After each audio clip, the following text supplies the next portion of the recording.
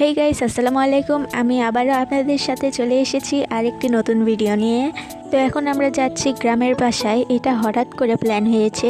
তো সকাল সকাল ঘুম থেকে উঠে ভালো লাগলো না, তো তখন ভাবা গেল কোথায় যাওয়া যায়।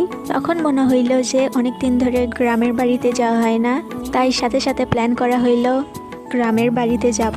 আম্মু তো বলতেছিল না না না, ওখানে খাওয়া দাওয়ার প্ল্যান আছে না, কেমনে কি হবে।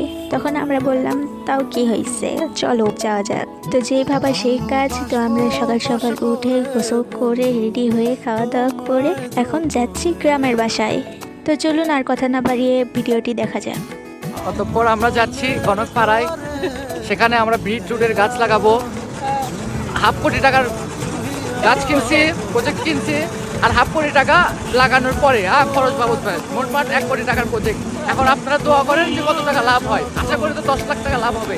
সাথে থাকুন, সঙ্গে থাকুন। আসসালামু আলাইকুম।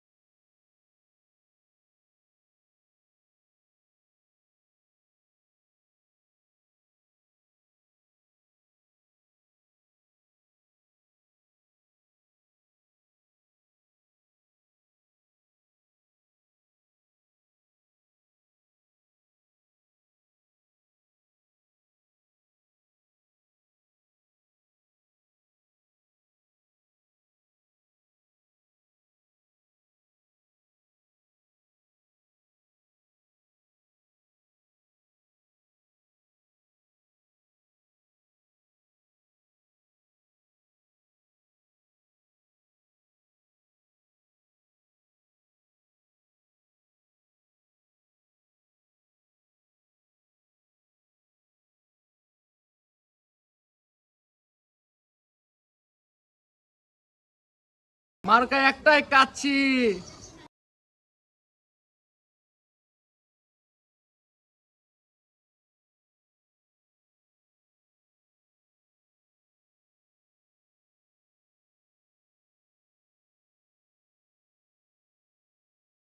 তো যখনই আমরা গ্রামের বাসায় আসি তখনই কলার পাতার ওপর ভাত রেখে খাই, এতেও অনেক ভালো লাগে।